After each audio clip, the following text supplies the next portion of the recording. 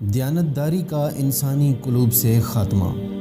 مناسب آدمی کی مناسب جگہ پر تقرری ہی امت کی بقا، ملکوں اور انسانوں کی اصلاح اور تہذیب و تمدن کی ارتقاء کی بنیاد ہے۔ جب امانتیں برباد ہونے لگیں تو پیمانے بدل جاتے ہیں اور لوگوں میں بگاڑ پیدا ہو جاتا ہے، حتیٰ کہ نااہل لوگ کلیدی مناصب پر قبضہ کر لیتے ہیں، جس کی وجہ سے ہر طرف افراتفری اور بدنظمی کا دورہ ہو جاتا ہے۔ ان امور کے بارے میں ہمیں نبی کریم صلی اللہ علیہ وسلم آگاہ فرما چکے ہیں۔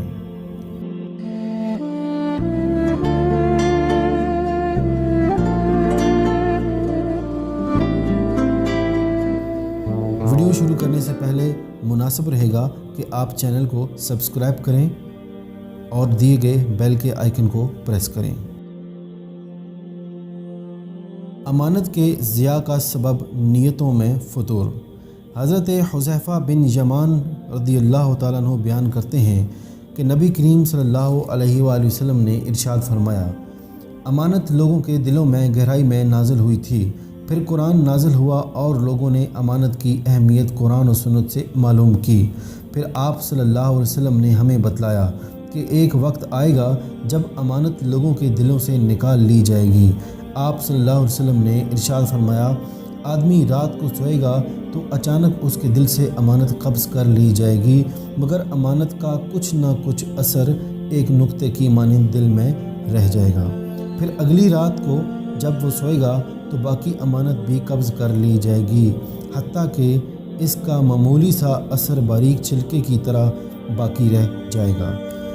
جس طرح آپ دیکھتے ہوئے انگارے کو اپنے پاؤں پر لڑکا دیں تو اس پر ایک چھالا پڑ جائے گا۔ امانت کا اثر اس چھالے کی بیرونی چھلکے کی طرح نہایت کمزور ہوگا۔ آپ کو پاؤں کا چھالا ابھرا ہوا نظر آتا ہے، حالانکہ حقیقت کے اعتبار سے وہ کچھ بھی نہیں ہوتا۔ یہ کہہ کر آپ صلی اللہ علیہ وسلم نے بات سمجھانے کے لیے ایک کنکری پکڑ کر اپنے پاؤں پر لڑکا دی۔ پھر فرمایا، ایک وقت آئے گا لوگ خرید و فروخت کے لیے نکلیں گے، لیکن ڈھونڈنے کے باوجود انہیں کوئی امانت دار آدمی نہیں ملے گا، حتیٰ کہ یہ کہا جائے گا کہ فلاں قبیلے میں ایک امانت دار شخص ہے، یہاں تک کہ کسی شخص کے بارے میں لوگوں کی رائے یہ ہوگی کہ دیکھو وہ شخص کتنا بہادر ہے، کتنا خوش مزاج ہے، کتنا عقل مند ہے، حالانکہ اس کے دل میں رائی کے دانے کے برابر بھی ایمان نہیں ہوگا۔ حضرت حذیفہ رضی اللہ تعالیٰ عنہ کہتے ہیں کہ مجھے ایک وقت ایسا بھی آیا کہ میں خرید و فروخت کرتے وقت اس بات کی پرواہ نہیں کرتا تھا کہ میں جس سے خریداری کر رہا ہوں اس کا دین کیا ہے، اگر وہ مسلمان ہوگا تو میرا حق ادا کرے گا، اور اگر عیسائی یا یہودی ہوگا تو بھی اپنے وکیل کے ذریعے میرا حق ادا کرے گا، مگر آج میں فلاں اور فلاں آدمی کے سوا کسی اور سے خرید و فروخت نہیں کرتا۔ جب لوگوں کی اکثریت کے ضمیر خراب ہو جائیں گے، معاملات نااہل لوگوں کے سپرد کر دیے جائیں گے تو امانتیں ضائع ہوں گی اور قیامت قریب آ جائے گی۔ حضرت ابو ہریرہ رضی اللہ تعالیٰ عنہ بیان کرتے ہیں کہ نبی کریم صلی اللہ علیہ وسلم ایک مجلس میں تشریف فرما تھے اور صحابہ کرام رضی اللہ تعالیٰ عنہ سے گفتگو فرما رہے تھے کہ ایک اعرابی آیا اور اس نے پوچھا، اللہ عز و جل کے رسول صلی اللہ علیہ وسلم، قیامت کب قائم ہوگی؟ تو رسول اللہ صلی اللہ علیہ وسلم نے اپنی گفتگو کو جاری رکھا اور اعرابی کی طرف متوجہ نہ ہوئے۔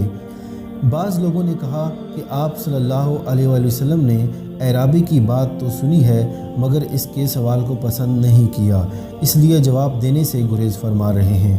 دوسروں نے کہا کہ آپ صلی اللہ علیہ وسلم نے بات سنی ہی نہیں، جب آپ صلی اللہ علیہ وسلم نے اپنی بات مکمل کر لی تو فرمایا، وہ قیامت کے بارے میں سوال کرنے والا شخص کہاں ہے؟ اس نے عرض کیا کہ یا رسول اللہ صلی اللہ علیہ وسلم، میں یہی ہوں۔ تو آپ صلی اللہ علیہ وسلم نے فرمایا، سنو، جب امانتیں ضائع کی جانے لگیں تو قیامت کا انتظار کرو۔ اس نے عرض کیا، امانتیں کیسے ضائع ہوں گی؟ تو آپ صلی اللہ علیہ وسلم نے ارشاد فرمایا، جب معاملات نااہل لوگوں کے سپرد کر دیے جائیں تو اس وقت قیامت کا انتظار کرو۔ قیامت کی یہ نشانی ہماری عملی زندگی میں آج پوری طرح ظاہر ہو چکی ہے۔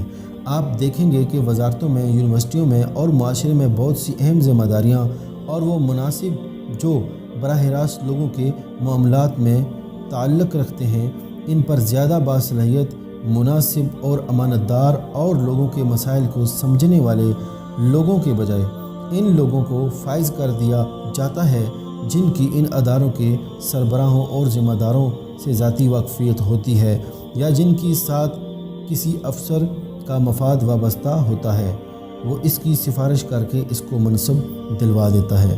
جی ہاں، جب معاملات نااہل لوگوں کے سپرد کر دیے جائیں تو قیامت کا انتظار کرو۔